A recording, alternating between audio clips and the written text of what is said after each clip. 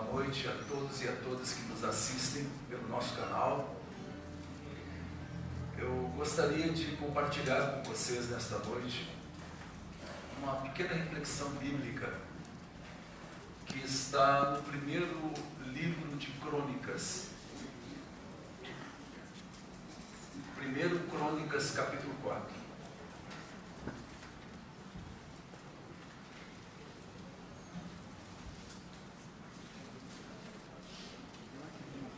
Crônicas, capítulo 4.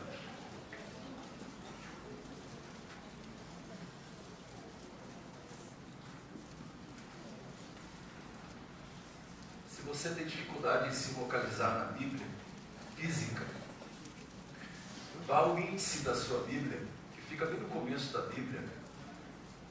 Procure o nome do livro e o número de página correspondente. Com certeza, se você não sabe manusear a Bíblia ainda, vai ficar bem melhor.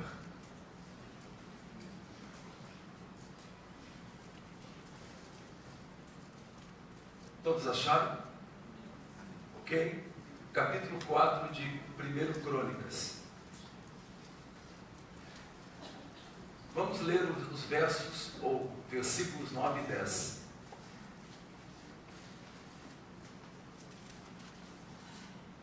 E foi Jabes mais ilustre do que seus irmãos, e sua mãe chamou seu nome Jabes, dizendo: porquanto com dores odeia a luz. Verso 10. Porque Jabes invocou o Deus de Israel, dizendo: se me abençoares muitíssimo, e meus termos ampliares, e a tua mão for comigo, e fizeres que do mal não seja aflito. E Deus lhe concedeu o que lhe tinha pedido. Amém? E Deus lhe concedeu o que lhe tinha pedido. Jabes só aparece aqui nas Escrituras. Você não vai encontrar esse nome em nenhuma outra parte. Muito pouco se sabe sobre ele. Mas assim como eu tenho dito sobre os outros personagens da Bíblia, Jabes também não é só um personagem bíblico histórico. Ele é um arquétipo. Ou seja, ele é um estado de consciência ou um padrão de comportamento que pode ser adotado por qualquer outro ser humano, inclusive por mim e por você. Arquétipos são representantes nos quais a gente se vê coisas da gente neles e vê coisas neles da gente. Então, quando você olha para um personagem da Bíblia, você está olhando para você mesmo. Para você mesmo, para nós mesmos. Jabes, ele tem muito a nos ensinar. Muito a nos ensinar. E se nós fizermos uma leitura jornalística, como eu digo, uma leitura rápida, como eu fiz, muitos ensinamentos podem passar batidos. O texto diz, no verso 9, que ele, Jabes, era o mais respeitoso, ou como está escrito na minha versão, o mais ilustre. O Talmud, que seria como uma jurisprudência da lei judaica, diz que Jabes, ele era mais sábio de todos os seus irmãos. Ele possuía irmãos. Mas não obstante isso, ele ser o mais respeitoso, o mais sábio, e como diz o texto que li, o mais ilustre, ele possuía um estigma. O que é um estigma?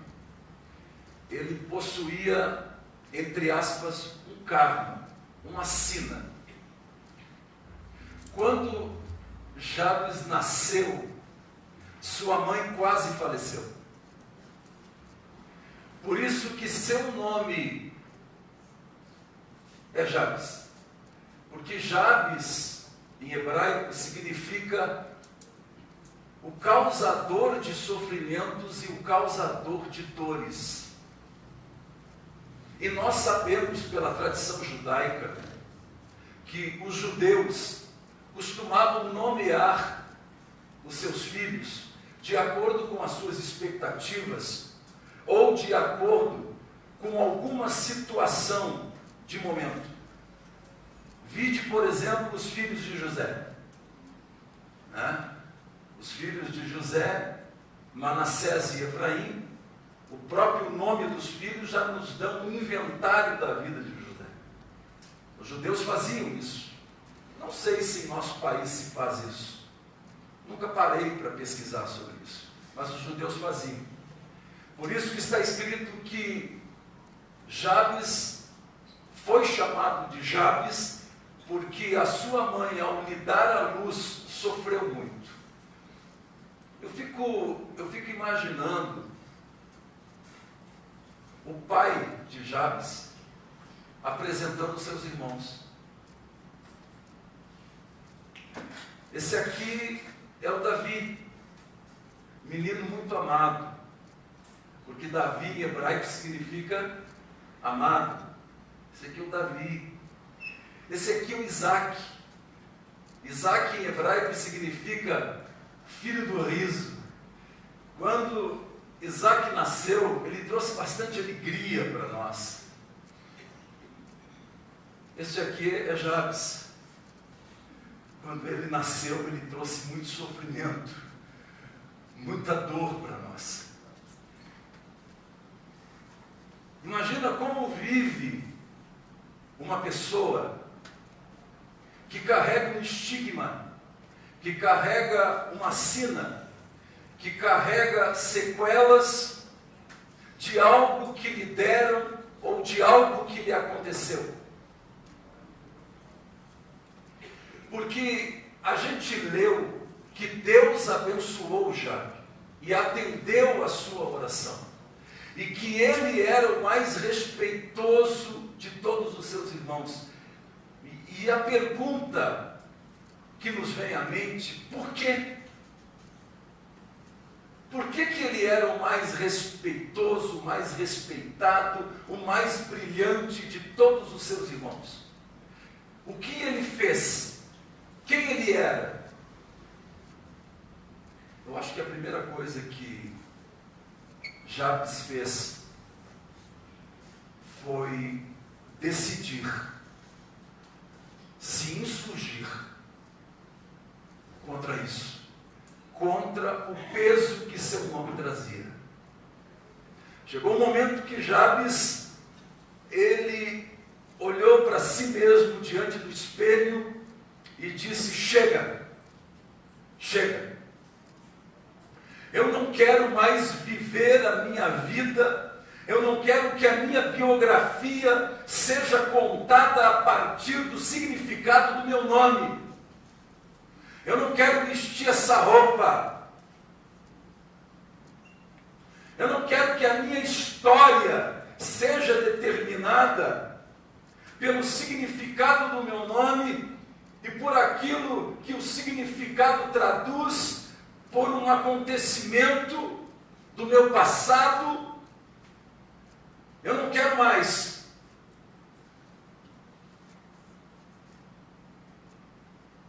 Jabes foi abençoado. Ele se tornou o mais importante de todos os irmãos, porque ele rompeu com esta realidade maldita.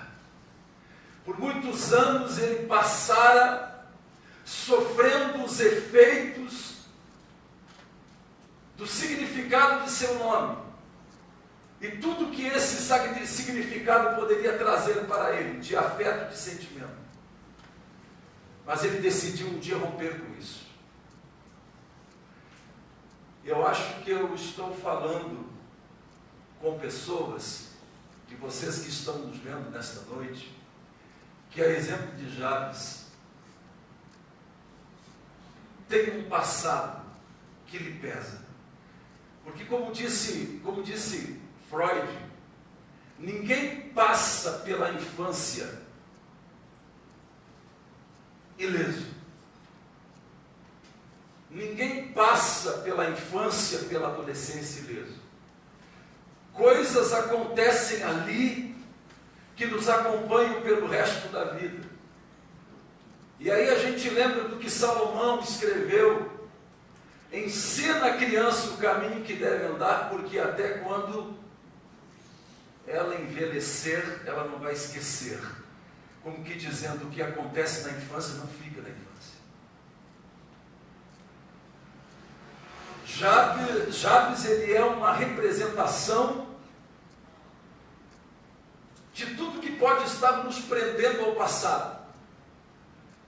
Seja o significado de um nome, seja um acontecimento traumático, seja vozes que nos acompanham até hoje e que foram adotadas por nós como se produzidas tivessem sido em nós, mas elas foram absorvidas do ambiente no qual nós estávamos inseridos. E essas vozes estão dentro de nós. Vozes tais como: você nunca vai ser ninguém na vida. Você está fadado a isso. Você está determinado a isso, porque você nasceu neste ambiente, você teve educadores, teve pais assim. Então você tem este estigma. Tanto é que quando seus irmãos são apresentados, esse é Davi, que significa amado, esse é Isaac, que significa filho do riso, mas esse aqui é Jabes, aquele que causa dor, que causa sofrimento. Mas eu gostaria que nesta noite, como Jabes, a gente rompesse com aquilo que não é nosso. Porque nós fomos criados e a imagem do nosso Pai, do nosso Deus. E está escrito que nós não somos determinados a nada. Aliás, Deus nos deu a prerrogativa, Ele nos capacitou, através do livre-arbítrio, a criarmos o nosso futuro a partir do nosso presente.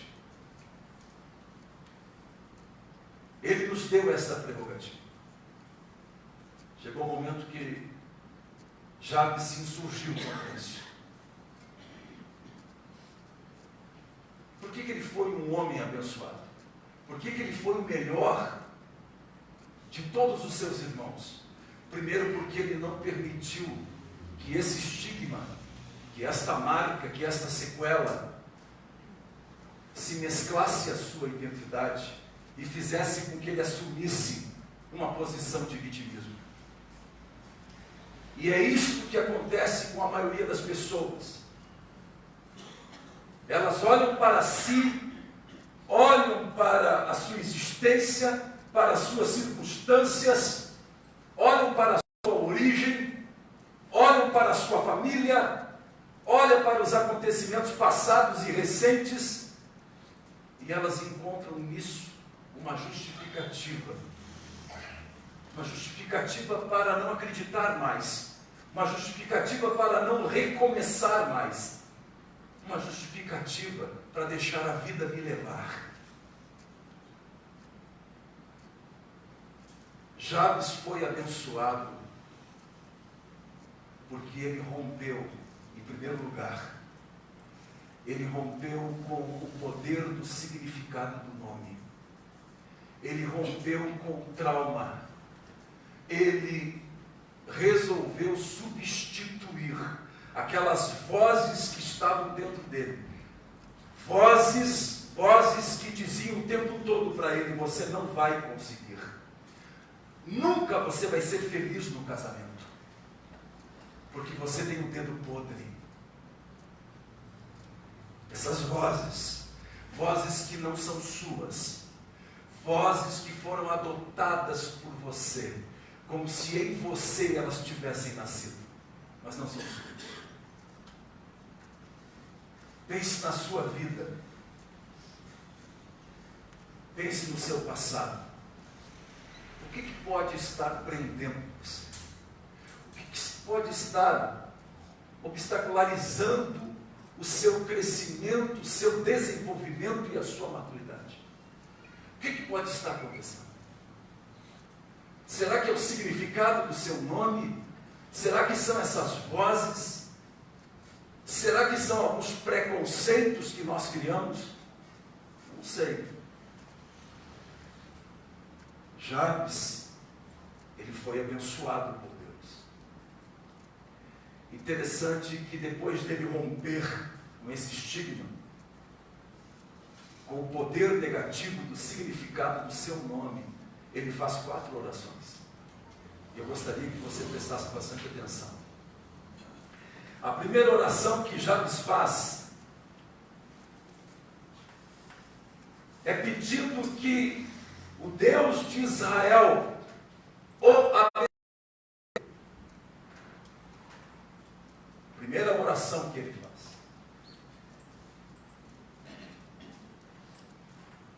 Está no verso 10. Jabes invocou o Deus de Israel dizendo: me abençoe, ou se me abençoares. Interessante que na nossa cultura ocidental, de acordo com as interpretações que a Bíblia Sagrada vem sofrendo no transcorrer dos anos, ser abençoado é quase sinônimo de prosperidade financeira. É verdade ou não é, senhoras e senhores? Quando você e diz assim: fulano de tal é abençoado, logo nos vem à mente, essa pessoa tem estabilidade, essa pessoa tem uma família perfeita, enfim, esta pessoa não tem problemas. É isso que nos vem à mente, porque foi isso que nos foi incutido. Eu estava conversando com um amigo meu, começado a nossa reunião, e eu lhe dizia que o ser humano, ele também é produto do meio no qual está inserido. E todo o ambiente possui a sua teologia. Todo o ambiente possui a sua cultura. Aquilo que é cultivado ali. E às vezes, sem percebermos, por estarmos inseridos nesses ambientes, nós acabamos sofrendo um processo de aculturamento, ainda que inconsciente, ainda que subliminar. A nossa cabeça vai sendo feita e de repente, como papagaios, nós estamos reproduzindo aquilo que nós simplesmente ouvimos ou vivenciamos ou até sentimos na nossa pele. Só que quando Jabes, ele pede para o Deus de Israel abençoá-lo, ele estava dizendo outra coisa. Porque ser abençoado para um judeu não significa ser próspero. Ser abençoado, em primeiro lugar, significa ter o Senhor da bênção consigo. Jabes estava dizendo: Senhor, eu quero que tu estejas comigo.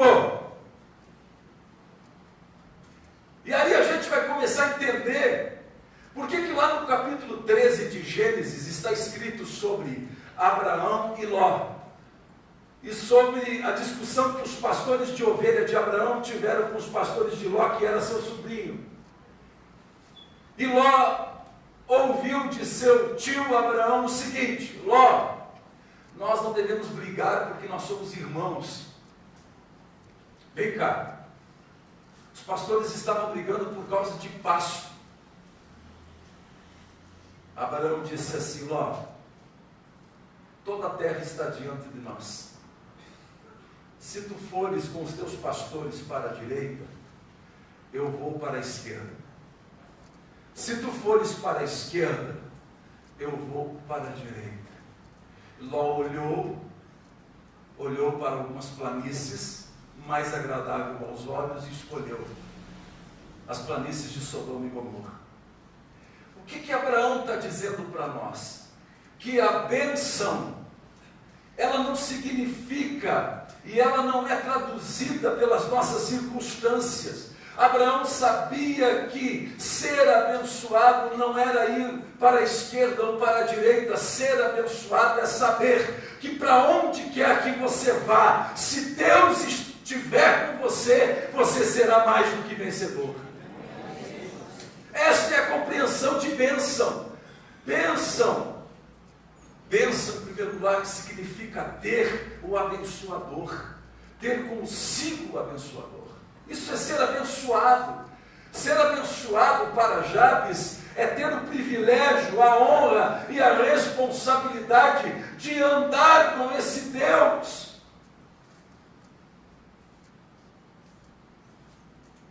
De servir este Deus. Por isso que, se você ler esses dois versículos rapidamente a gente pode se iludir. Porque logo a seguir ele faz uma outra oração. Primeiro, ele rompe com o estigma de ser humano. Depois, ele vai para a oração e faz 4 pedidos. O primeiro é: Senhor, me abençoa. O segundo pedido, isso é fantástico. De acordo com as versões, as traduções da Bíblia, ou nós vamos ter: multiplica as minhas terras. Está assim na sua versão? Não está assim? Ou senão, amplia os meus limites. Aí, o camarada lê isso aqui e pensa assim: poxa vida, realmente eu vou pedir que Deus multiplique as minhas terras, multiplique a minha fazenda, que Deus me dê muitos recursos. Mas não era esta a oração que Jabes estava fazendo. Não! A tradução literal do hebraico, Jabes estava dizendo: Senhor, vai chegar um momento na minha vida, não só na minha, mas de todo ser humano, que nós chegamos aos nossos limites. Não importa quem sejamos e o que fazemos, chegará um momento na nossa vida que nós vamos chegar ao nosso limite. Ao nosso limite intelectual, ou seja, todos nós somos ignorantes só em que assuntos? Só em assuntos diferentes, como dizia Miles Monroe, doutor em filosofia, que todos nós somos ignorantes, só que em assuntos diferentes. Por exemplo, em mecânica, eu sou ignorante. O Zapper não é. Então, todos nós somos ignorantes em alguma coisa. E todos nós chegamos aos nossos limites. E quando a gente chega ao nosso limite, de duas uma: ou a gente prossegue, ou a gente se acomoda. O que Jabes está pedindo a Deus: multiplica, Senhor, amplia os meus limites. Ele está dizendo: não me deixes cair no ócio, não me deixes cair no comodismo, mas me ajuda a romper com os meus limites. Senhor, eu preciso ser desafiado.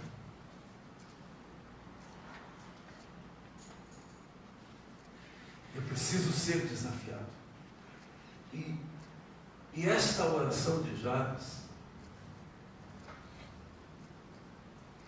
ela traduz exatamente o que está em Isaías 54, versos 3, 4 e 5, ou 2, 3 e 4. Deus falando a uma nação quebrada. Deus olha para esta nação e diz: tu que és estéril, canta alegremente. Aí Deus continua dizendo: como tu não tens filho, tu não fizeste uma casa maior, tu fizeste uma casa menor. Mas eu quero te dizer, estéril, que eu sou o teu marido, e eu sou o Deus que multiplica. Então, mulher, figurativamente falando, então, nação de Israel, alarga o espaço da tua tenda, estende bem as tuas cordas e firma bem as tuas estacas, porque eu te farei prosperar tanto para a direita quanto para a esquerda. Você está vendo o que está escrito em Isaías 54? A mesma oração que Jabes está fazendo a Deus, Deus está pedindo para Israel fazer. Será que você chegou ao seu limite?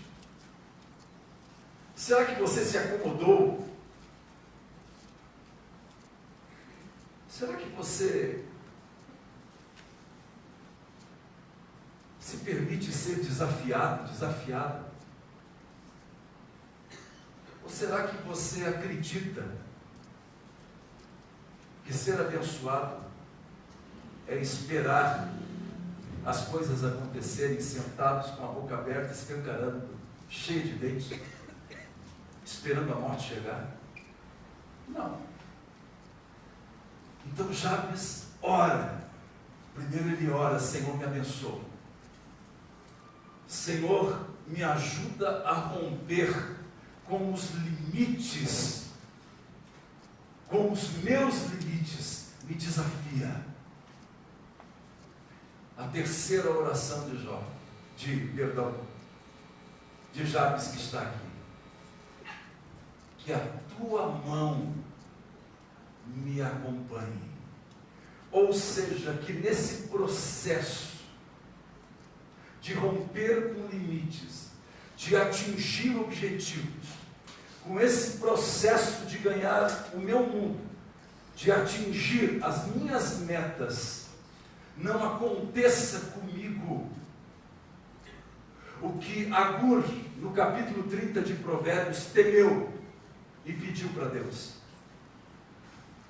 Quando Jabes pede para Deus abençoá-lo, e abençoá-lo era ter o Senhor com ele, era andar com o Senhor, era servir ao Senhor, para que Deus o ajudasse a romper limites, a multiplicar as suas fronteiras. Agora ele pede: Senhor, nesse processo de romper limites, às vezes a gente se esquece. A gente pode se esquecer do Senhor. E a gente pode ser acometido pela presunção da gente saber tudo, da gente não depender mais do Senhor. É por isso que Agur, no capítulo 30, ele escreve de Provérbios, dizendo para todos nós: Senhor, duas coisas eu te peço.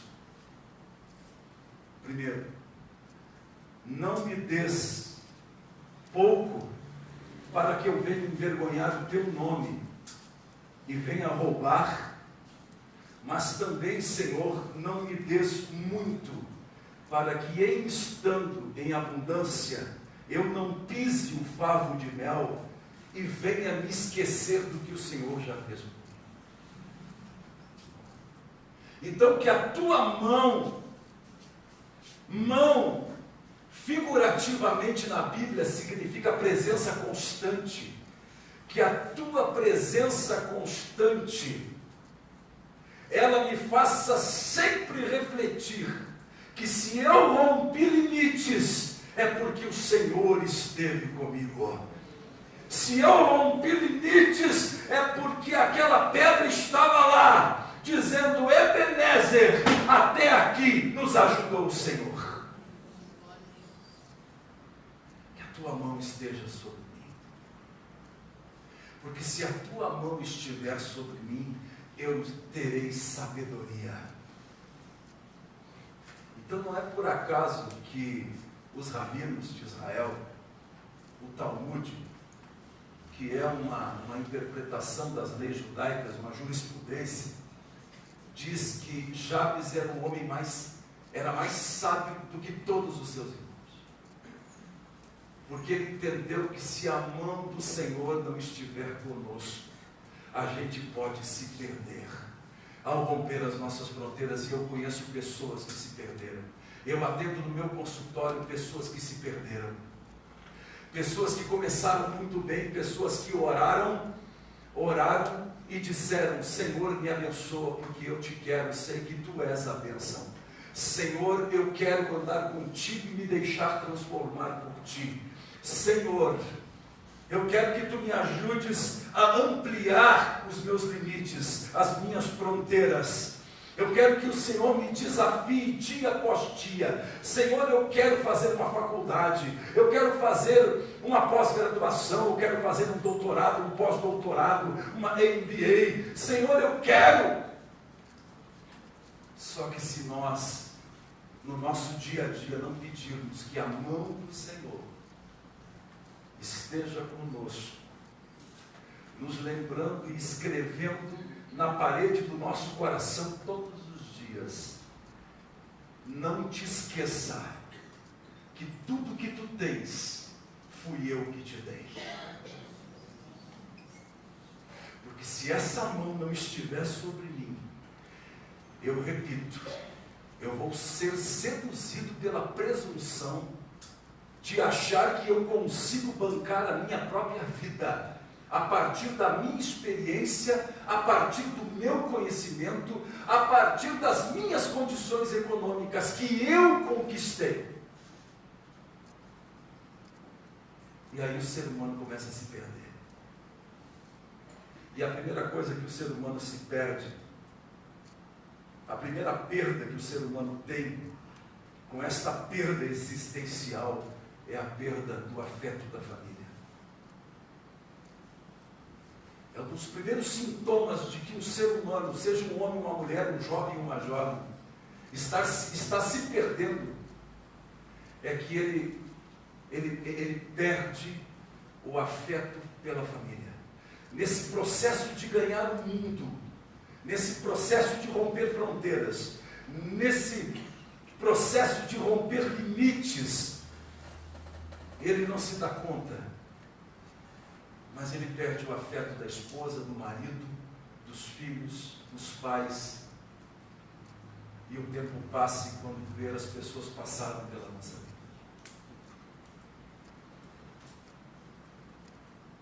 A gente perde o senso. O senso, a gente vai perdendo. Logo, logo vem uma coisa que a gente chama de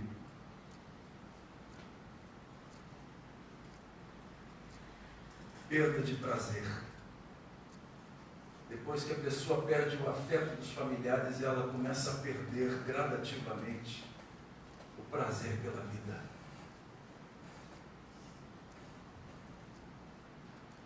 As coisas perdem a graça.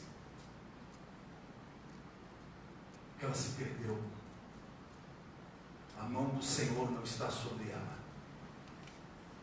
Nossa consciência não está afetada pela mão do Senhor. Aí Jabes faz uma quarta oração. Ele ora dizendo: Senhor, livra-me do mal.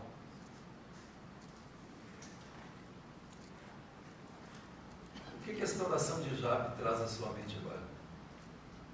Senhor, livra-me do mal. Quem é que nos ensinou isso a orarmos desta forma? Jesus. Gosto muito da interpretação de Augusto Cury, quando ele escreve sobre a oração do Pai Nosso em 2 volumes. Em 2 volumes. Nesta parte, quando Jesus diz: Pai, livra-nos do mal, do maligno, Augusto Cury diz o seguinte, que nada é tão diabo para nós do que o nosso próprio egoísmo. Nada é tão diabólico do que o egoísmo do ser humano. Ao ponto do apóstolo dizer em outra carta que quase todos os problemas entre os seres humanos se resumem numa coisa: o amor ao dinheiro. ao ponto de Tiago dizer, no capítulo 4 de sua epístola, que todos os problemas de relacionamentos humanos são provocados pelos próprios seres humanos, pelo próprio egoísmo. O que Jabes está dizendo: Senhor, que eu não seja egoísta ao ponto, que eu não ceda à tentação de permitir que eu mesmo, através das minhas ações impensadas, através da minha presunção de saber, pensar que eu sei mais do que tu e do que a tua palavra, eu mesmo ser o maior produtor dos meus problemas. Eu criar as minhas próprias tempestades, através das minhas escolhas precipitadas, das minhas decisões impensadas. Senhor, livra-me do egoísmo. E Satanás, ele trabalha a partir do egoísmo. Tanto é que o maior pedido de Jesus a nós é a renúncia do si mesmo. É a renúncia de mim mesmo. É um combate direto ao egoísmo. Pensa no outro. E Jabes, ele faz essas 4 orações. E aí a gente lê nas Escrituras, a gente olha e a gente lê, e Deus lhe atendeu o pedido, lhe concedeu o que tinha pedido. Só que tudo isso passa despercebido pela gente.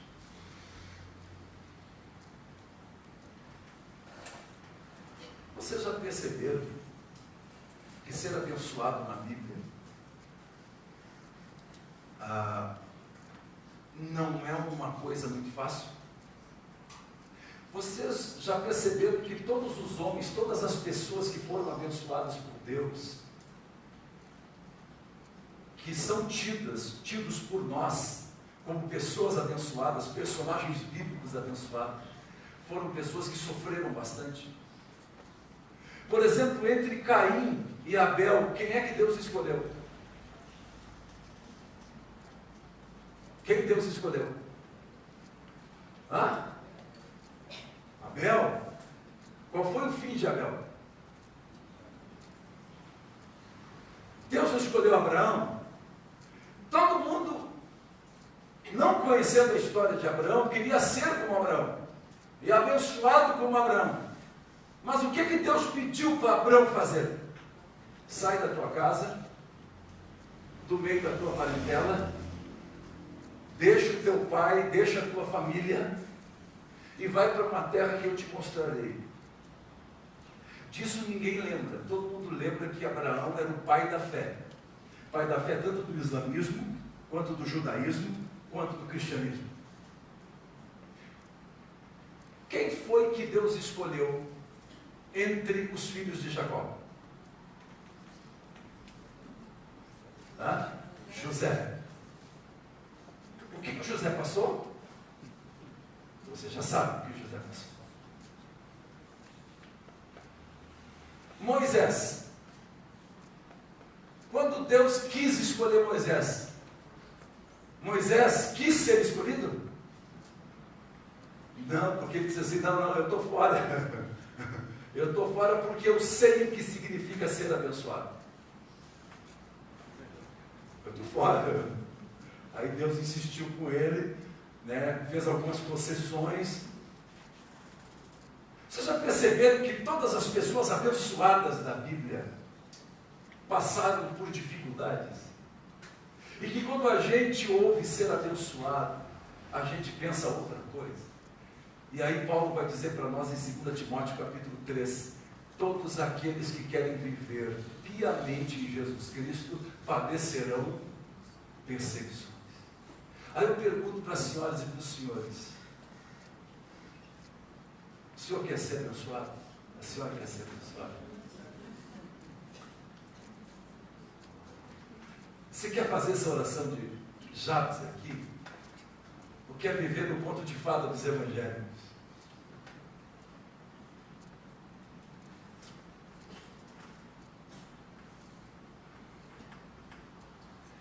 nesta noite, eu quero romper com vocês o que pode estar prendendo vocês ao passado. Às vezes nós não temos mais a doença, mas temos a memória da doença. Temos lembranças de quando a gente era doente. E às vezes a própria lembrança pode tomar o lugar da doença.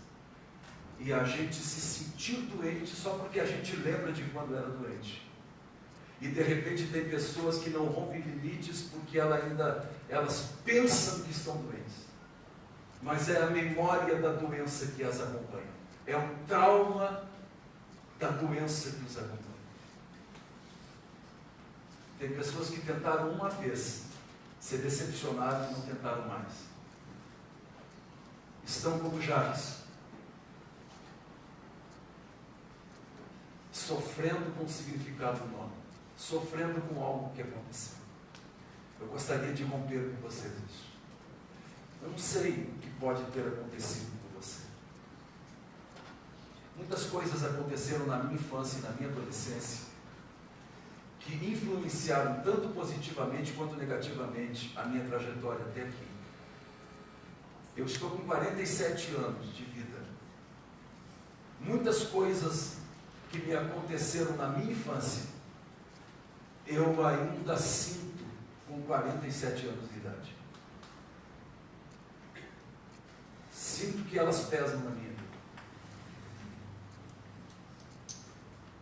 Eu não sei o que pode estar prendendo você, limitando você, isso eu não sei. Eu sei que você pode romper com isso, porque eu não acredito em determinismo, eu acredito no poder do Altíssimo, eu acredito no poder da oração, eu acredito na possibilidade de você determinar e de você dizer que em nome de Jesus você pode.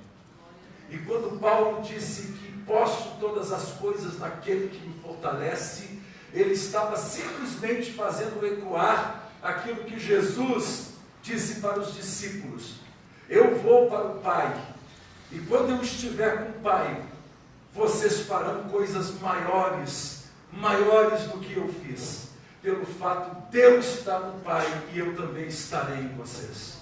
Paulo está dizendo, se Jesus está em você, nele você pode fazer aquilo que Jesus fez. Você pode romper com qualquer coisa. Você não nasceu para sofrer.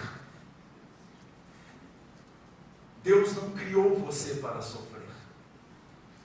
Deus não criou você para viver encurvado, cabisbaixo, como aquela mulher que há 18 anos vivia com um problema na coluna, que todo mundo pensava que era dela costurar todos os dias, e que era diaconisa na sinagoga lá, mas quando Jesus botou o olho nela, o que é que Jesus Cristo disse? Esse problema que não afeta, entre aspas, a vida espiritual desta mulher, que não tira o desejo dela de ir à igreja, que não tira o desejo dela servir.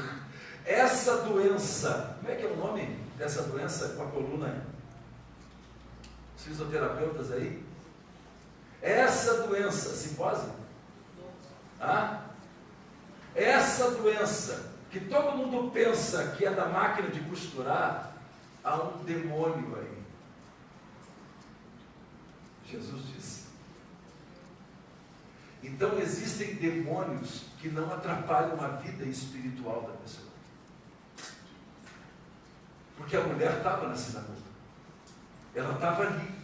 Jesus Cristo disse, ela também é filha de Abraão. Ela também é. Mas ele se instala na nossa vida e a gente se acostuma a viver encurvado. Aí Jesus chega e deixa a gente ereto.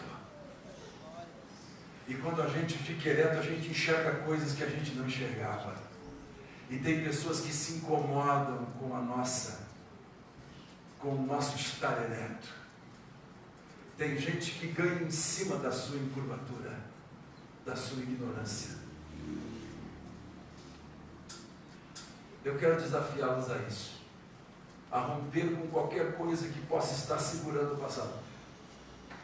Eu vou falar algo aqui que você vai entender por que algumas pessoas, mesmo sabendo que tem coisas que as prendem ao passado, elas preferem ficar presas.